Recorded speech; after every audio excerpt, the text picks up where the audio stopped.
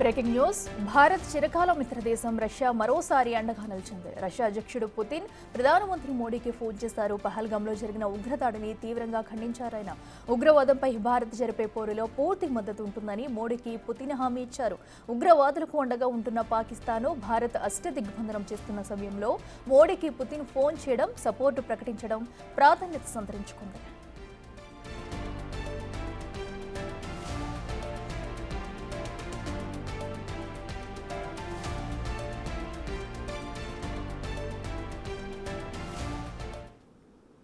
రెటిక పహల్గాం దాడి తర్వాత భారత్కు అన్ని దేశాల మద్దతు అయితే పెరుగుతుంది. ఏదైతే ఉగ్ర దాడి జరిగిందో ఆ దాడిని కూడా రష్యా అధ్యక్షుడు పుతిన్ అయితే ఖండించారు. ఈ నేపథ్యంలో ప్రధాని మోడీకి కాల్ చేసి ఈ ఘటనపై సంఘీభావం వ్యక్తం చేస్తూ కూడా ఇటు పాకిస్తాన్పై జరిగే దాడికి ఇటు భారత్కి అయితే పూర్తి మద్దతు తెలిపారు పుతిన్. అయితే ఎప్పటి నుంచి కూడా అటు రష్యాకి ఇటు భారత్కి సత్సంబాలు కొనసాగుతూ వస్తున్నాయి. అయితే ఈ నేపథ్యంలో భారత్పై జరిగిన ఉగ్రదాడి నేపథ్యంలో పుతిన్ అయితే దాన్ని ఖండిస్తున్నామంటూ కూడా పూర్తి మద్దతు ప్రకటిస్తాం, అటు పాకిస్తాన్కి అష్టదిగ్బంధన చేస్తున్న నేపథ్యంలో కూడా దీన్ని సంపూర్ణంగా కూడా మద్దతు తెలుపుతామంటూ పుతిన్ అన్నారు.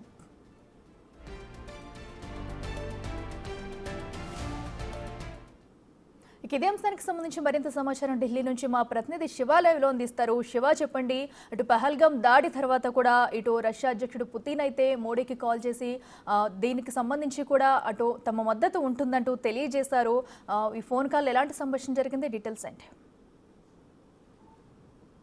రైట్ అఖిల, భారత ప్రధాని నరేంద్ర మోడీకి రష్యా అధ్యక్షుడు పుతిన్ ఫోన్ చేసి ప్రజెంట్ సిచ్యువేషన్ పైన ఆరా తీసినట్లు కూడా తెలుస్తుంది. ఏదైతే పెహల్గాంలోని బైసరన్ వ్యాలీలో ఉగ్రవాదులు కాల్పులు జరిపిన తర్వాత ప్రపంచవ్యాప్తంగా కూడా ఈ ఉగ్రదాడిని అందరూ పాకిస్తాన్ దాని వెనుక ఉంది అనేది కూడా అందరూ దీన్ని ఖండించిన నేపథ్యంలో ఇటు ప్రపంచమంతా కూడా భారత్ వైపు ఉంది. దానిలో భాగంగా ప్రతి ఒక్కరు కూడా ప్రధాని నరేంద్ర మోడీకి ఫోన్ చేస్తున్నారు. దానిలో భాగంగానే ఇటు ప్రధానిని మిత్రుడిగా భావించే రష్యా అధ్యక్షుడు పుతిన్ కూడా ఫోన్ చేసి ప్రజెంట్ సిచ్యువేషన్ ఏంటి, ఎలా ఉంది సిచ్యువేషన్, ఏ విధంగా ముందుకు వెళ్తున్నారు, మీకు మా మద్దతు పూర్తి మద్దతు మీకు ఉంటుందంటూ కూడా ప్రధాని నరేంద్ర మోడీకి ఫోన్లో మాట్లాడిన తర్వాత మేము అండగా ఉంటామంటూ కూడా ఒక హామీ అయితే ఇచ్చినట్టు తెలుస్తుంది. అయితే రష్యా భారత్కు మద్దతుగా ఉంటుంటే ఇటు చైనా, మరోవైపు టర్కీ రెండు కూడా పాకిస్తాన్కు అనుకూలంగా ఇటు టర్కీ నుంచి యుద్ధ నౌకరు ఇప్పటికే పాకిస్తాన్కు సంబంధించిన పోర్టులోకి ఇటు టర్కీకి సంబంధించిన ఒక యుద్ధ నౌక కూడా చేరుకుంది. మరోవైపు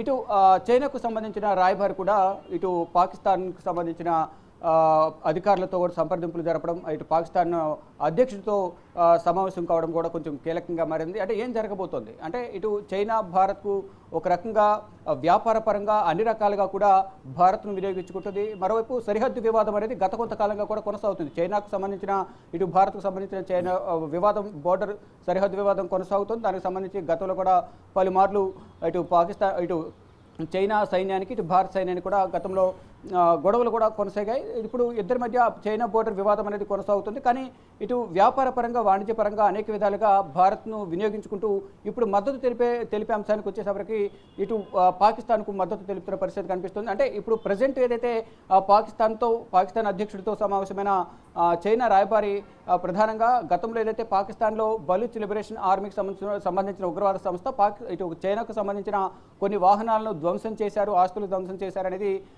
ప్రధానంగా ఉంది. దానికి సంబంధించి మాట్లాడడానికి పాకిస్తాన్ ఇటు అధ్యక్షుడిని కలిశారా, లేదా ఏ అంశాలపై చర్చించాలని కలిశారు? మరోవైపు అంతర్గతంగా అంటే బయటికి ప్రకటించినప్పటికీ కూడా అంతర్గతంగా మాత్రం భారత్కు వ్యతిరేకంగా పాకిస్తాన్కు మద్దతు తెలిపేందుకు అంతర్గతంగా సహాయం అందిస్తోంది చైనా.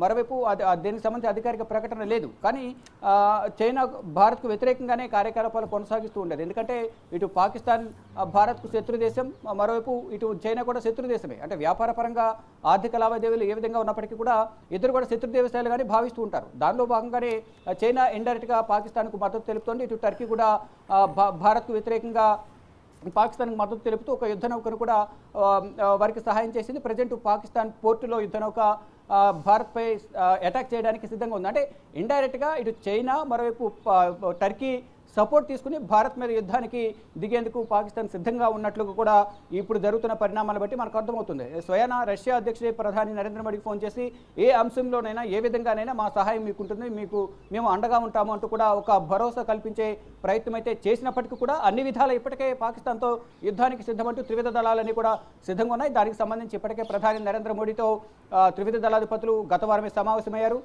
అందరికీ మీరు తీసుకునే నిర్ణయాలకు అన్ని అధికారాలు మీకు ఇస్తున్నాను, స్వేచ్ఛ ఇస్తున్నాను, ఫ్రీడమ్ ఇస్తున్నాను, మీకు ఏదైతే టార్గెట్ ఉందో ఆ టార్గెట్ ఫిక్స్ చేసి టైం ఫిక్స్ చేయండి, దానికి సంబంధించి ముందుకు వెళ్దామంటూ కూడా ప్రధాని నరేంద్ర మోడీ వారందరికీ హామీ ఇచ్చారు. కానీ ఈ ఇండియా ఎప్పుడు ఎటువైపు నుంచి దాడి చేస్తుందనే భయంతోనే ఇతర దేశాల సపోర్ట్ తీసుకునేందుకు పాకిస్తాన్ ప్రయత్నిస్తుంది. దానిలో భాగంగానే ఇటు టర్కీ నుంచి యుద్ధ నౌక తీసుకురావడం కానీ, మరోవైపు ఇటు చైనాకు సంబంధించిన రాయబారి వెళ్ళి కలవడం. అంటే రాయబారి కలిసింది దేనికి?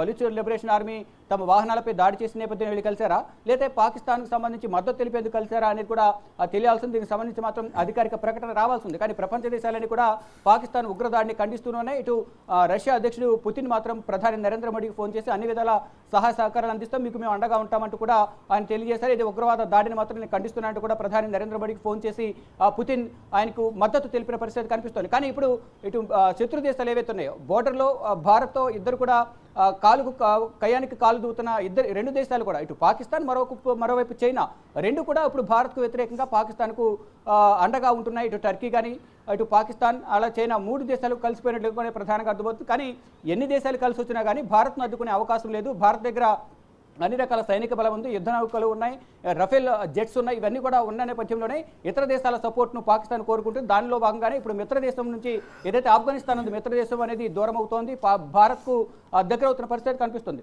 దానిలో భాగంగానే ఒంటరైన పాకిస్తాన్ ఇతర దేశాల నుంచి సపోర్ట్ తీసుకుంటుందంటే ఎవరైతే భారత్కు శత్రువుగా ఉన్నారో ఇటు చైనా కానీ మరోవైపు టర్కీ కానీ, టర్కీకి గతంలో విపత్తులు సంభవించినప్పుడు కానీ భూకంపాలు సంభవించినప్పుడు భారత్ నుంచి అనేక సహాయ సహకారాలు అందించారు. కానీ ఇప్పుడు యుద్ధ సమయం వచ్చేటప్పటికి పాకిస్తాన్కు మద్దతుగా టర్కీ వెళ్తుంది. దానికి సంబంధించి యుద్ధ నౌకను కూడా వారికి సహాయంగా ఇచ్చినట్లుగానే ప్రధానంగా అర్థమవుతుంది. ప్రజెంట్ ఇప్పుడు పాకిస్తాన్కు సంబంధించిన పోర్టులో ఇప్పుడు యుద్ధానికి సిద్ధమన్నట్లు కూడా టర్కీకి సంబంధించిన యుద్ధ నౌకను మోహరించారు. మరోవైపు చైనా కూడా సపోర్ట్ చేస్తోంది. అంటే అధికారికంగా ప్రకటించినప్పటికీ కూడా చైనా రాయబారి ఇటు పాకిస్తాన్ అధ్యక్షుడితో సమావేశం కావడం, ఈ పరిణామాలన్నీ కూడా ఇటు పాకిస్తాన్కు చైనా టర్కీ మద్దతు తెలపబోతున్నాయి అనేది కూడా తెలుస్తోంది. దానిలో భాగంగానే ఇప్పుడు ప్రధానికి రష్యా అధ్యక్షుడు పుతిన్ ఫోన్ చేయడం పట్ల కూడా ఇటు భారత్కు మద్దతు ఇవ్వబోతున్నారు, అన్ని రకాల సహాయ సహకారాలు అందిస్తామంటూ కూడా పుతిన్ ఫోన్ చేయడంతో మరింత ఆందోళనలో పాకిస్తాన్ ఉంది. దానికి సంబంధించి ఇప్పటికే పాకిస్తాన్ అంతర్యుద్ధం ఎదుర్కొంటున్న పరిస్థితి కనిపిస్తోంది. ఇటు బిఎల్ఏ కానీ టీపీటీ తెహ్రీక్ తాలిబాన్ ఉగ్రవాద సంస్థ నుంచి కానీ మరోవైపు బలూచ్ లిబరేషన్ ఆర్మీ ఇప్పటికే అంతర్యుద్ధంతో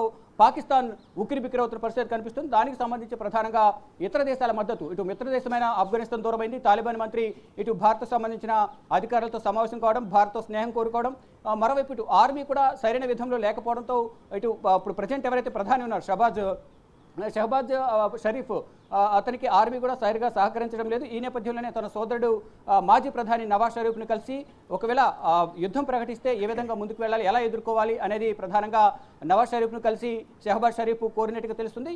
ఈ నేపథ్యంలోనే వారిద్దరి సలహాల మేరకు ఇటు చైనాతోనూ ఇటు టర్కీతోనూ సంబంధాలు కొనసాగిస్తూ భారత్ను ఎదుర్కోవాలనే ఉద్దేశంలోనే పాకిస్తాన్ ఉన్నట్లుగా తెలుస్తుంది. దానిలో భాగంగానే ఇటు ప్రపంచ దేశాలన్నీ కూడా పాకిస్తాన్ను ఒక దోషిగా భారత్ నిలబెట్టిన నేపథ్యంలో ప్రపంచ దేశాల ముందు ఇప్పుడు ఎవరు కూడా సహాయం చేసే అవకాశం లేదు. ఎందుకని భారత్కు శత్రు దేశం ఒకటి పాకిస్తాన్, మరోవైపు చైనా రెండు శత్రు దేశాలు కాబట్టి మరోవైపు టర్కీ కూడా ఇటు మద్దతు కూడగడుతూ యుద్ధ నౌకను సహాయం చేసింది. ఇప్పుడు పాకిస్తాన్ పోర్టులో యుద్ధ నౌక సిద్ధంగా ఉంది. మరోవైపు చైనా కూడా అంతర్గతంగా సహాయం చేస్తున్న పరిస్థితి నెలకొంది. కానీ వీటన్నిటికీ మధ్యలో రష్యా అధ్యక్షుడు ఫోన్ చేసి మద్దతు తెలపడం అనేది కొసమెరుపుగా ఉంది. కానీ ఎట్టి పరిస్థితుల్లోనూ యుద్ధం వస్తే మాత్రం త్రివిధ దళాలు అటాక్ చేయడానికి పాకిస్తాన్ పైన సిద్ధంగా ఉన్నాయి. దానిలో భాగంగానే ఏం చేయాలో పాలుపోని స్థితిలో పాకిస్తాన్ ఇతర దేశాల మద్దతు కూడగట్టే ప్రయత్నం అయితే చేస్తుందని చెప్పాలి. అఖిల.